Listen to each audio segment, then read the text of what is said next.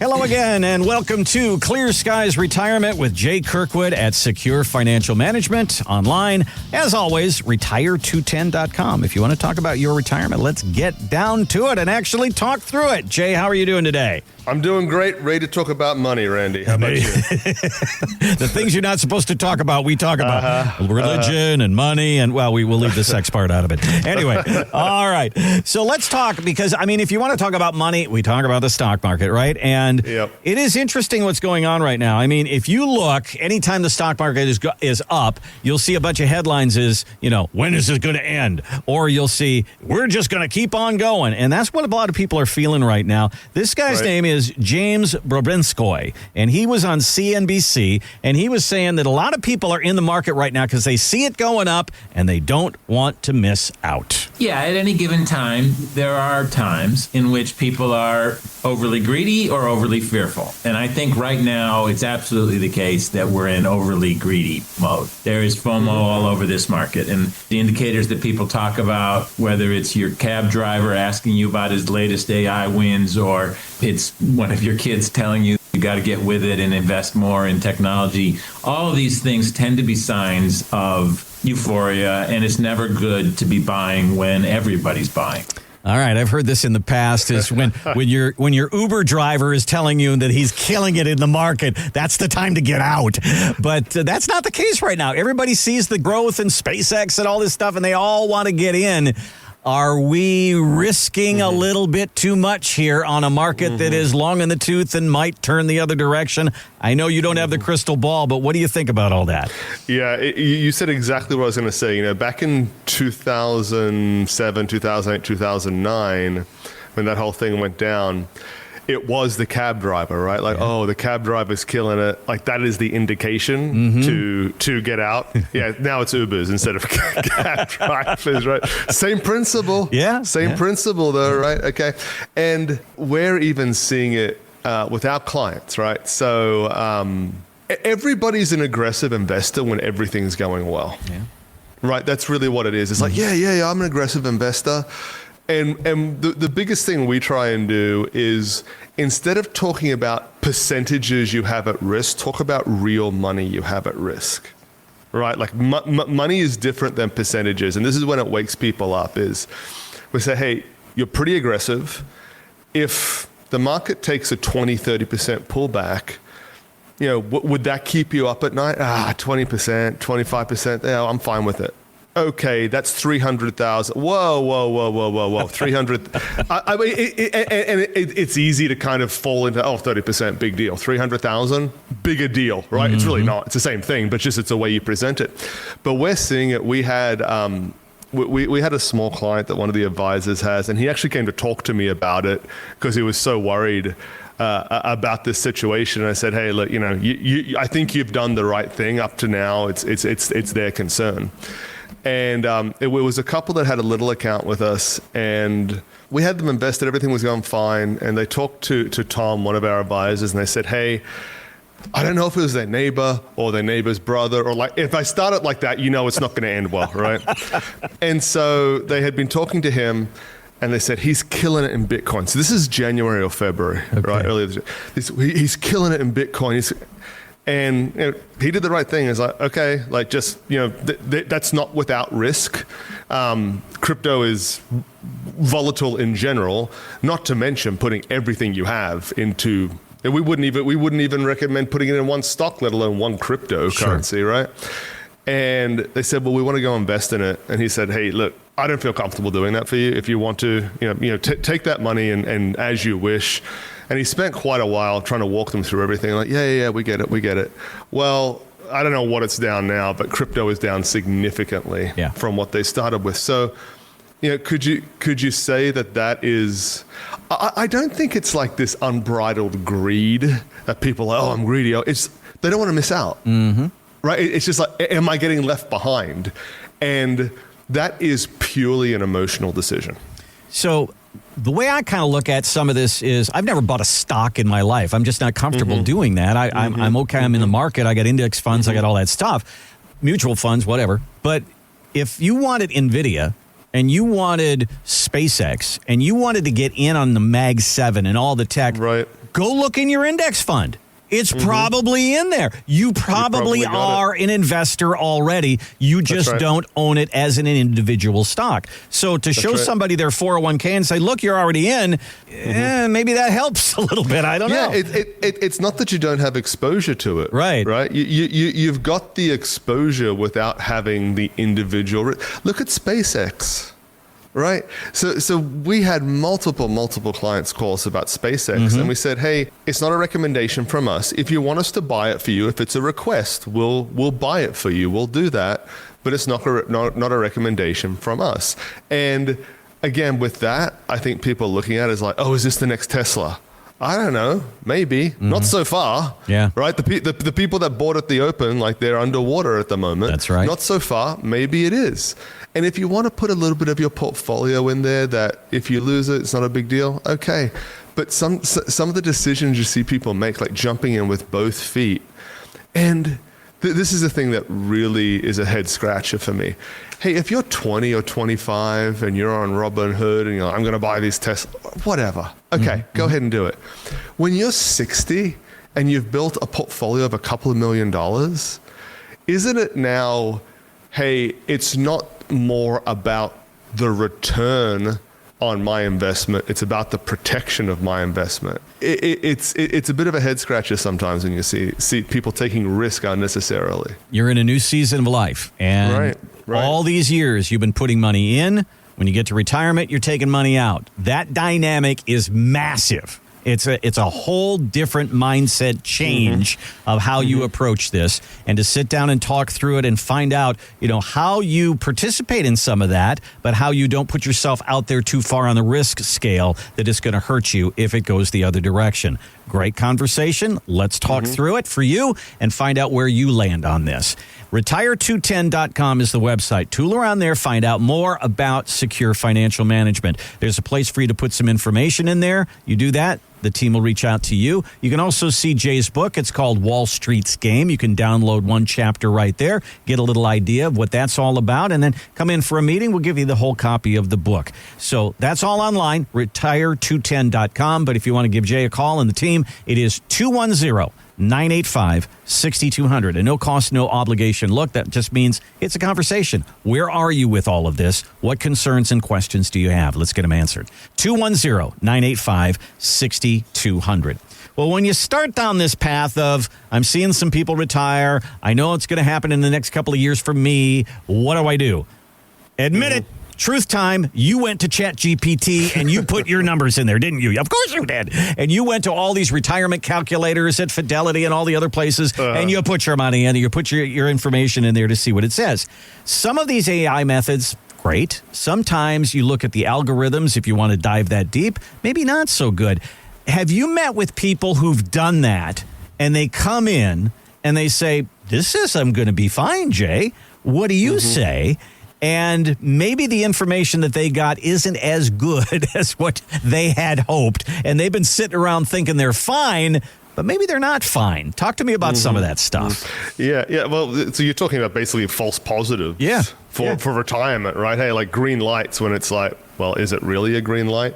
But I heard someone say the other day, like, if you just, ChatGPT, Claude, whatever it is you use, if you just use it, it will actually make you stupider because and he's right, because if you just use it without a critical eye and push back on it sometimes, because it's almost like it wants to be your friend and just like, oh yeah, like this idea is really awesome. I was like, is it? I want to please you. I just want to agree with you. And I've even it's got to the point where I put in requests and to say, hey, don't just agree with me to agree with like the whole value is seeing things that you've missed, right? So it's kind of the new Google. People used to Google stuff before, and now it's AI, ChatGPT, Claude, whatever it might be. We've seen people do it. It's quite generic though, because more and more somebody will come in, but when they're making a decision about becoming a client, and they're like, well, I have a few questions I want to ask you. And we're like, yeah, absolutely, go ahead. And about after the second question, it'll be, hey, did you get this of ChatGPT? And you're like, yeah, I did. Because it's so obvious, right? Yeah. I think one of the most dangerous things that could happen to you in life is be given the green light for retirement when it's not. Because usually this is the case. Like usually before people retire, they are at the highest earning years of their life. Like usually that's the way. If your career's gone the way it should, usually it is. And the truth is, once you give up that job, for most of us, once you give up that job, if you in 6 or 12 months later look at it and say, oh, my planning was off, that darn ChatGTP was just trying to be my friend and wasn't really telling me the truth, you're probably not going to get a job back that pays that amount of money. That's the point. Yeah. You're probably not, right? We see it all the time. We have people that come to us from big employers around town, and they're making good money, and they deserve it. Like they're doing a great job, a great service for that entity, but their skills are very tied to that entity, right? They're not transferable to other sorts of things in life. So if you make that wrong decision without the proper knowledge, it could be a pretty big problem. And as far as false positives and kind of thinking everything's all right when there's some big holes in the picture, I think I've told you this story before. This is before ChatGTP and Claude. This is before COVID, right? We had a guy set an appointment with us, and he came in, I met with him, and he was young. I don't think he was even 55 yet. He was 53 or 54, but he wanted to retire at 55. And he was a do-it-yourselfer. And he just told me straight away, hey, I do all my own investing. I do it. I said, all right, well, there's not much I can do for you if you do it all yourself, but you're here now. Yeah, I'll give you half an hour. What are your questions? And he said, well, everything looks okay to me. It's the same issue every do-it-yourselfer has, is they're not really sure if they've missed something, right? And I said, okay, well, let's talk about it. And so doing thousands of financial plans over the years, you get a bit of an idea kind of just looking at the high levels, someone's age, when do they want to retire, how much do they have saved, how much do they want to spend in retirement, all these things. And you can get a bit of an idea like, yeah, they're in the ballpark, no, they're not, and then get more granular with everything. And so we started going through everything, and he was giving me all the data, and I was kind of just, in my mind going through it. And I was thinking, this doesn't look right to me. Like, I'm not really sure how this guy is getting to this successful kind of retirement outcome with this data that he's using. And I couldn't figure it out for a while. And then I said to him, hey, what rate of return are you assuming you're going to get on your retirement funds? And he said 16%. I was like, all right, well, big number. First red flag, right? And I said, how'd you get to that number, right? Like what made you choose the 16%? So think about this, right? Say he wants to retire at 55. He's assuming he's going to get 16% year in, year out for the next, 30 years or something. Probably not going to happen. Yeah. And he said, well, that's what I've gotten in my 401k in the last few years, so that's why I use 16%. I said, all right. Yeah, probably an issue there you should look at. And then I said, what inflation rate are you using on, if you're going to spend $5,000 a month now, in 5 years or 10 years, that needs to be higher to account for expenses, things going up. Now, keep in mind, this is before COVID, right? So this is 17, 18, 19. I can't remember when he came in, but it was a while ago. And fair enough for him, like not being a financial expert, not being in the industry, doing it himself, he had no inflation built in. Because what was the environment back then? Since the global 2% financial, if that, right? Yeah. Like the global financial crisis from 2010 to 2022, inflation was basically nothing. Yep. Like prices were fairly flat. So fair to him, he wasn't even thinking about it because that's not his job to do it. He's kind of doing it on the side. I don't know whatever happened with the guy. Like I saw him that one time. I don't know if he retired. I don't know what he did. If he retired with the metrics and the assumptions he was using, he's back at work. Yeah. He is. Yeah. There's no doubt about it. So one of the things that we need to know is ChatGPT is not necessarily the panacea when it comes to doing your retirement math, and they are very broad brushstrokes there. And the other thing is even if you didn't put it into ChatGPT and you're relying on the returns that we've had over the last couple of years, I mean, we are up 1,000% or more since the Great Recession. So those numbers may not repeat themselves over the next 10 to 12 or 14 years. So it's something to look at for sure. And I've also learned something else today. If you put a prompt into ChatGPT, make sure you put in there, don't just make me feel good. because That's right. it might be doing that for you. You're listening to Clear Skies Retirement with Jay Kirkwood at Secure Financial Management. In order to get down to it, to find out what your retirement math is, go ahead, go out there, use your retirement calculators, use ChatGPT, use all, but let's sit down face to face, person to person, and figure out, because there's a lot of dynamics in there that ChatGPT probably doesn't take into consideration, like, hey, I'm going to get divorced, or my kid is going to move back in with me, or I found the perfect condo down, by the beach, and I want to get in it. All of those things are not things that go into a retirement calculator. They are things that you and Jay can sit down and talk about. Give the team a call, 210-985-6200, 210-985-6200, or online, it's retire210.com. There you'll see the Get Me to Retirement 5-step process, and you'll also see Jay's book. It's called Wall Street's Game. You can right there download a chapter from it, and then if you come in for a meeting, we'll get you the copy of the book. 210-985-6200. All right, so the retirement planning conversation goes kind of like, I always say, dominoes. It's like the first domino is, what are you going to do for me with my investments? And then that clicks. And then what's going to happen with those investments when it comes to taxes? And that's the next domino. And then sooner or later, you're going to get around to, okay, what's going to happen to my money when I'm not here? And that brings up the whole idea of estate planning.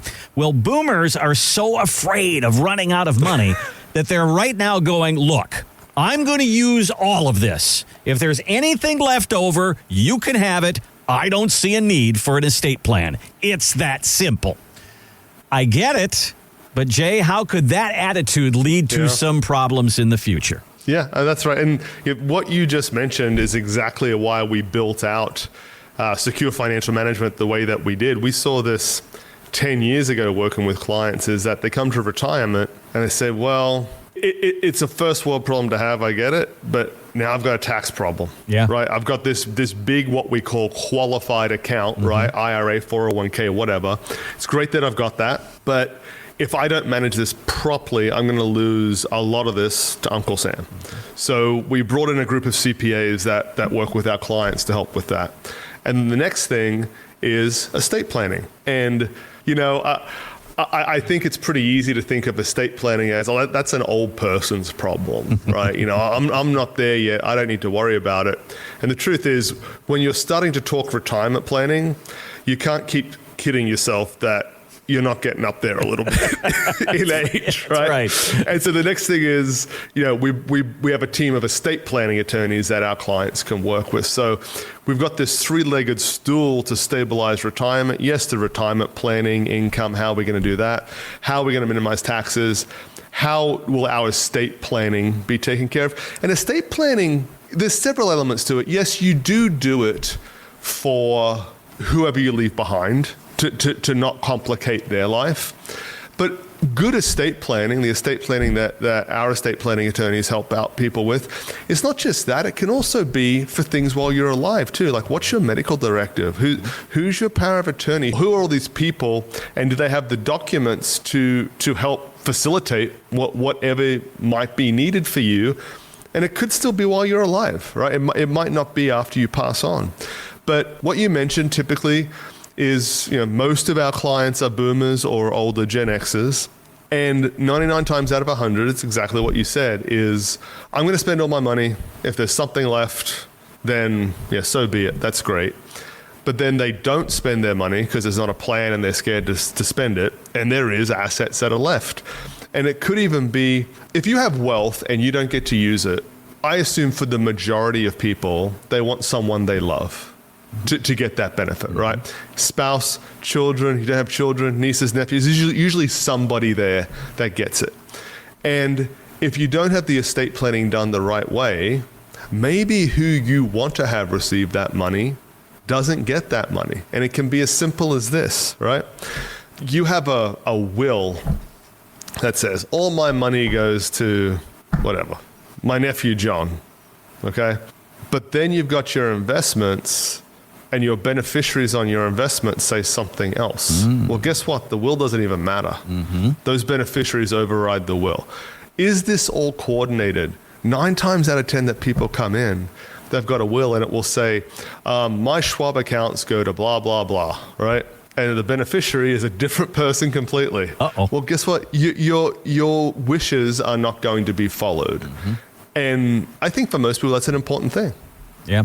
It's interesting because as I prepare for this show and bring stories in, I'm in the financial headlines every single day. And there is so much out there in markets and, ups and downs. And then there'll be a tax story and a Social Security story. It's very difficult. It has been over the last few years to find stories about estate planning until now. Because I think, Jay, some of this money that this great wealth transfer thing is starting to come down. The oldest baby boomers are now 80. That's this year.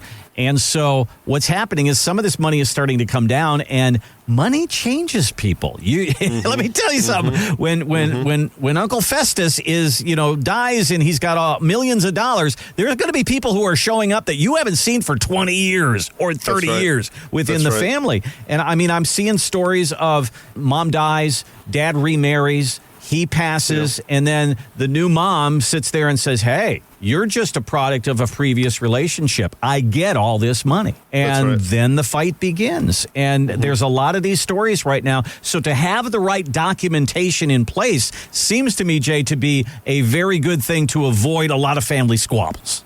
Yeah, that's right. And I think you're spot on with that is, the oldest boomers are 80, but what's driving the estate planning discussion more and more is that the boomers, their parents are passing. Yeah.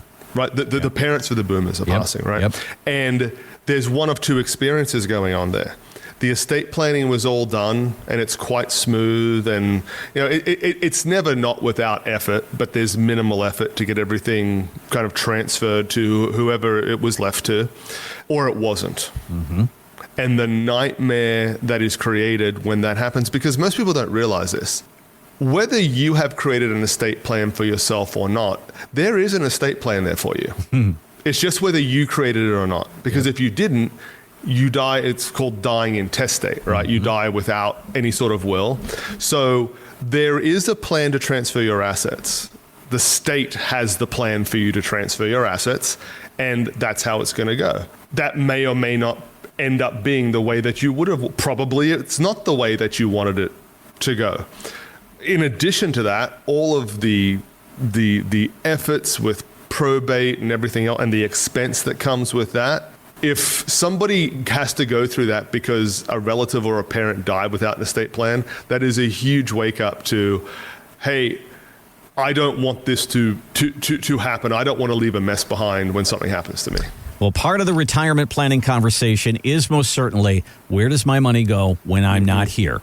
And that needs to be put down on paper, needs to be documented, and that is a part of sitting down and building a retirement plan. Let's talk through it. It might be the one box that you don't have checked off. Let's get it checked off. Give Jay and the team a call at Secure Financial Management. Online, you can find them at retire210.com. It's a no-cost, no-obligation look at your retirement. Sit down, and if we're going to start from scratch, great. If you've already got a financial advisor and you listen to the show and you go, you know what? I think I want a second opinion here. Come on over and let's do that for you as well. 210-985-6200. 210-985-6200. That is all the time that we have on Clear Skies Retirement for today. We thank you so much for listening. Remember, our podcast you can find on iTunes and Spotify under Clear Skies Retirement. And remember to have this podcast delivered straight to your favorite podcast platform by hitting like, follow, or the subscribe button. Thanks again for listening to Clear Skies Retirement, and we'll see you next time.